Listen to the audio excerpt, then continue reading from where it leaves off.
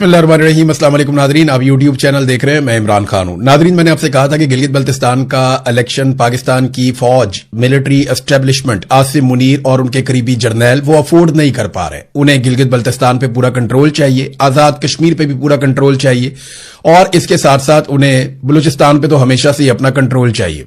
ये इलाके बहुत इंपॉर्टेंट हैं और यहां पे बहुत सारे जो है वो कारोबार भी हैं, बहुत सारे मुनाफे भी हैं, लिहाजा वो यहां पे अपना कंट्रोल लूज नहीं कर सकते और वो हर हाल में अपने पसंदीदा उम्मीदवारों को जितवाएंगे।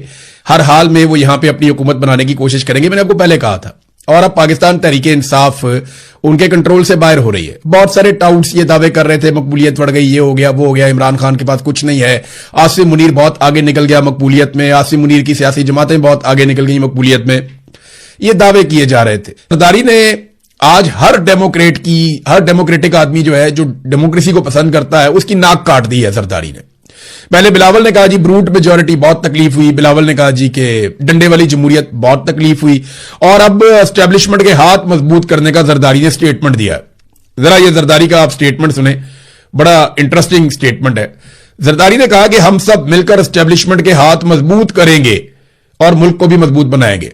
यानी एंटी एस्टेब्लिशमेंट जमात जो हमेशा फौज की सियासत में हिस्सेदारी के खिलाफ रही, वो आज क्या कह रही है कि हम सब मिलकर मिलिट्री एस्टेब्लिशमेंट के हाथ मजबूत करेंगे। यही जरदारी एक दिन कह रहा था ना, ईंट से ईंट बजा देंगे, होशियार होशियार होशियार, फिर नस गए, पहुंच गए जनाब दुबई, वहां से वापस ही नहीं आते थे जरदारी साहब। बतौर सदर इनके अंदर जरूरत नहीं हुई कि ये सामना कर सके, फिर इनको भागना पड़ गया। अब वही जरदारी कह रहा है कि एस्टेब्लिशमेंट के हाथ मजबूत करेंगे क्योंकि वो अपने बेटे को वजीर आजम बनाना चाहता है, इतनी सी बात है। और अपनी हुकूमत बचाना चाहता है, अपनी साख बचाना चाहता है और करप्शन के केसों से जान खुलासी चाहता है, इतनी सी बात है। तो जूते पॉलिश करी जाओ और इक्तदार के अंदर बैठे रहो। देखिए, ये लोग वहीं पहुंच गए जहां से जुल्फिकार अली भुट्टो ने आगाज किया था। जुल्फिकार अली भुट्टो ने अयूब खान को अपना डैडी मानकर अपनी सियासत का आगाज किया था। फिर उन्हें अपने इस जुर्म और गलती का एहसास हुआ और उन्होंने ये दाग अपने खून के साथ धो दिया। तो जुल्फिकार अली भुट्टो को सैल्यूट है कि वो डिक्टेटर के सामने झुका नहीं, उसने ये दाग धोया और अपने खून के साथ धोया। बेनजीर भुट्टो ने भी शहादत दी और वो एंटी एस्टेब्लिशमेंट रही।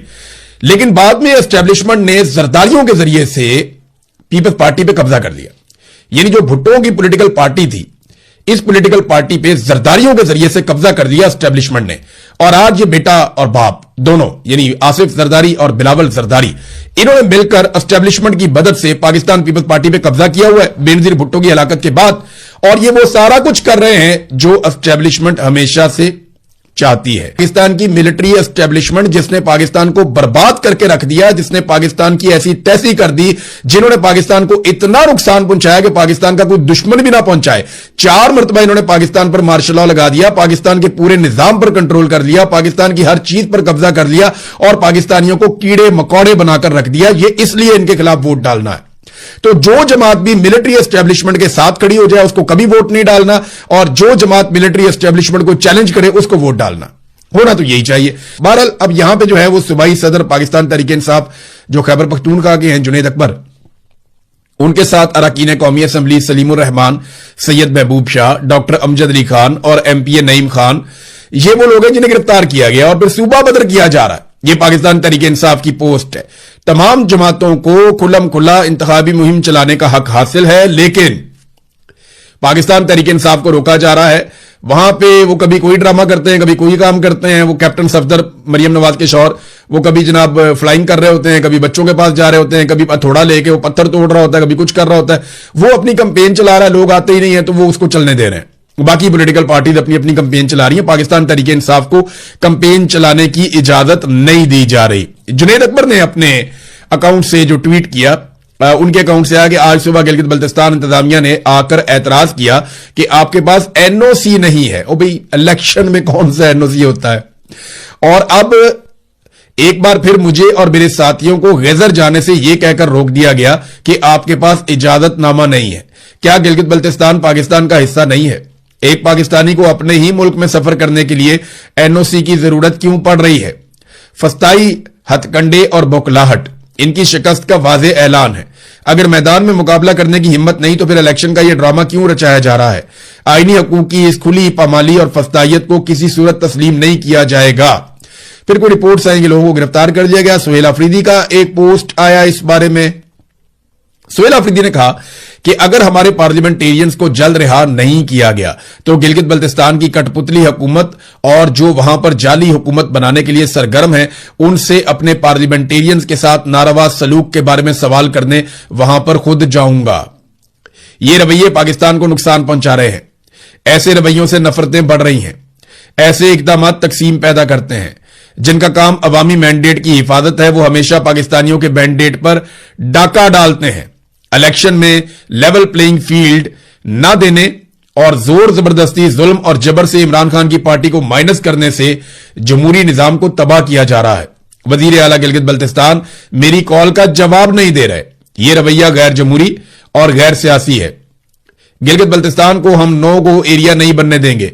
गिलगित बल्तिस्तान गैरतमंद लोगों का है। वहां के लोग मेहमान नवाज हैं। वो अपने मेहमानों की इस बेइज्जती का बदला इलेक्शन में वोट के जरिए लेंगे इंशाअल्लाह। ये जनाब सुहेल अफरीदी साहब का ट्वीट है।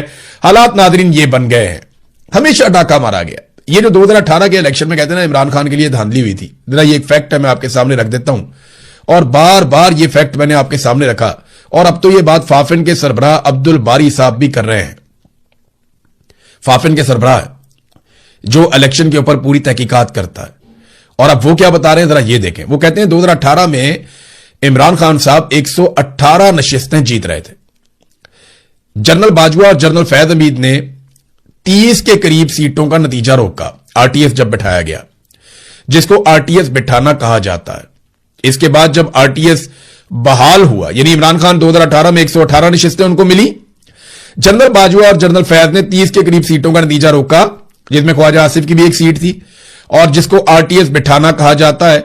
और इसके बाद जब आरटीएस बहाल हुआ तो नतीजा आया तो पाकिस्तान तहरीके इंसाफ की 30 सीटें कम करके मुस्लिम लीग नून के 21 और जरदारी के 10 बढ़ाकर इमरान खान की क्लियर मेजॉरिटी को कम कर दिया गया। पैटर्न यह था कि किसी को क्लियर मेजॉरिटी नहीं मिलनी चाहिए। यह पाकिस्तान की फौज का तरीका वारदात है। इमरान खान जो ले रहा था, फौज जब मैं कहता हूं तो बेचारा बॉर्डर पे खड़ा हुआ फौजी दुखी हो जाता है। तुम्हारा कसूर नहीं है यार, तुम लोग तो भाइयों की तरह हो। यह कसूर है उन जर्नैलों का जो तुम लोगों के ऊपर भी और कौम के ऊपर भी मुसल्लत हुए हुए हैं, जिन्होंने अपने मफाद के लिए मुल्क की मंजी ठोक दी है पकड़ के। ये वो जर्नैलों की मैं बात कर रहा हूं। तो उन्होंने हमेशा यही किया और पैटर्न यह है जनाब के सादी अक्सरियत किसी को नहीं लेने देनी। इमरान खान साहब के पास थी सादी अक्सरियत 2018 में, तो उनको बैसाखियां देने के लिए उनकी सीटें आरटीएस बिठाकर छीन ली गई और बाद में पीएमएलएन को कह दिया गया तुसी रोला पाई जाओ, विचो विचो खाई जाओ तो रोला पाई जाओ। क्योंकि नून लीग को इसमें से लगभग 20-21 सीटें मिली थी और जरदारी की 10 बढ़ा दी गई थी, तो इन्हें कहा गया रोला डाल के रखो। इस मरतबा फिर उन्हें इसी तरह जाली हुकूमत बना के दी गई। तो जर्नैलों ने हमेशा इनको सपोर्ट ही किया है। लोग पहले समझते थे पाकिस्तान पीपल्स पार्टी इससे बाहर है, जरा पीपल्स पार्टी वाले नेड़े नेड़े हो जाओ और गौर से मेरी बात सुनो और जरा तवज्जो से बात सुनने के बाद जो है वो अपना फैसला कर लेना। देखिए, मेरा पूरा खानदान पाकिस्तान पीपल्स पार्टी में था। मैंने अपनी जिंदगी का जो पहला वोट डाला वो पाकिस्तान पीपल्स पार्टी को डाला और हम पीपल्स पार्टी को हमेशा सपोर्ट करते रहे। हमें हमेशा लगता था कि बेनजीर भुट्टो पंजाब के ताजिरों से ज्यादा बेहतर है और उसका नजरिया ज्यादा बेहतर है। वो पाकिस्तान के लिए ज्यादा बेहतर पॉलिसी बनाती है। ट्रंप ने ईरान के तवानाई और पानी के ढांचे पर हमला किया तो उर्दन, सऊदी अरब, कुवैत, मुत्तहिदा अरब अमारात, बहरीन और कतर में तवानाई और पानी के प्लांट्स मुमकिन हदफ हो सकते हैं, दावा किया जा रहा है। अभी ईरान की जानिब से हुकूमती सतह पे नहीं है, लेकिन यह तस्वीर अब हर तरफ गर्दिश कर रही है कि कौन कौन सी जगह कहां पे है जहां पे अटैक किया जा सकता है। नादरीन, इसके ऊपर ना लड़ाई जब से हुई है, मैं पहली मरतबा आपको अब मौकिफ देने लगा हूं हमास का। यह बड़ा इंपॉर्टेंट होगा हमास का मौकिफ, क्योंकि सबसे ज्यादा जो मजलूम है वो तो फलस्तीनी है जो गाजा के रहने वाले हैं। उनके साथ बहुत जुल्म हुआ। हालांकि अब इसराइल ये चाहता है मामला लेकर जाए यूनाइटेड नेशन में और वहां जाके ये कहा जाए जनाब ईरान जो है क्लस्टर बम मार रहा है जिसकी इजाजत नहीं है। हालांकि इसराइल खुद फास्फोरस बम मार रहा है जिसकी बिल्कुल ही इजाजत नहीं है। और जो यानी इंसानी हकूक की बात पूरी दुनिया में कोई भी कर सकता है, कोई भी पूरी दुनिया में इंसानी हकूक की बात कर सकता है, इसराइल नहीं कर सकता। जैसा कि पाकिस्तान में पाकिस्तान की मिलिट्री एस्टेब्लिशमेंट इंसानी हकूक की बात कभी भी नहीं कर सकती, जैसी उन्होंने तबाही फेरी है। जैसा कि नवाज शरीफ और जरदारी करप्शन के खिलाफ कभी भी बात नहीं कर सकते जो उन्होंने तबाही फेरी है। इसी तरह इसराइल इंसानी हकूक की बात नहीं कर सकता। तो हमास ने कहा कि ईरान पूरे मुस्लिम उम्मा के लिए दिफाई लाइन है। हमास की अस्करी शाख के तर्जुमान अबू उबैदा ने स्टेटमेंट जारी किया। उन्होंने कहा बयान देते हुए, हम इस्लामी इनकलाबी गार्ड्स कोर्स की ताकतवर मिसाइलों के हमले पर बेहद फख्र महसूस करते हैं, जो नए हरबों के जरिए दुश्मन की गहरी तरीन हुदूद को निशाना बना रहे हैं। उन्होंने मजीद कहा कि यह रद्दअमल न सिर्फ ईरान के खिलाफ जारी अमरीकी और इसराइली जारहियत के जवाब में है, बल्कि गजा में जारी नस्लकुशी के पेश नजर भी है।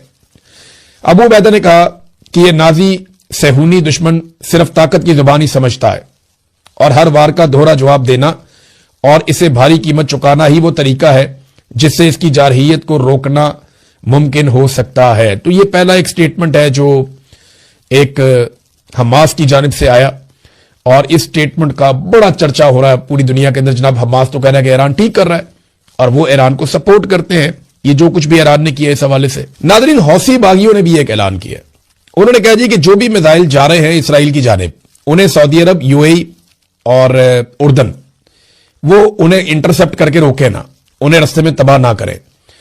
अगर इसराइल की तरफ जाने वाले मिसाइलों या हथियारों को या ड्रोन्स को रस्ते में रोका गया इन ममालिक की जानिब से, तो इन ममालिक को इसराइल का हिस्सा समझा जाएगा और फिर वैसा ही इनके साथ सलूक किया जाएगा।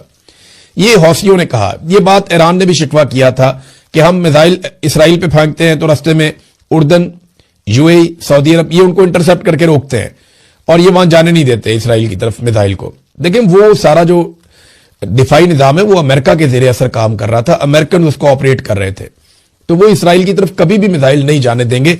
ये बात ईरान को समझनी पड़ेगी। ये तो अरब ममालिक में लगे तो हुए थे सिस्टम, लेकिन हिफाजत तो एक्चुअली ये इसराइल की कर रहे थे। GISPR की जो एक प्रेस कॉन्फ्रेंस थी उसने तो आग लगा दी है पूरे पाकिस्तान में। बहुत सारे ऐसे लोग जो इमरान खान के मुखालिफिन हैं वो भी इससे अपने आप को दूर रखना चाहते हैं और वो इसको गैर जरूरी प्रेस कॉन्फ्रेंस कह रहे हैं। उनका ये कहना है, चाहे कमरुज़्ज़मान कायरा हो, चाहे हमारे दोस्त हैं, सहाफी हैं बहुत सारे, वो भी ये कह रहे हैं कि ये नहीं होना चाहिए था। मैं सबका नाम नहीं लेता, लेकिन काफी लोग कह रहे हैं ये गैर जरूरी थी, DGISPR को ये नहीं करना चाहिए था। इन्होंने अपने पांव पे खुद कुल्हाड़ा मार दिया। अब आलमी सतह पे इसको कैसे रिपोर्ट किया जा रहा है, नॉर्मली हर तरफ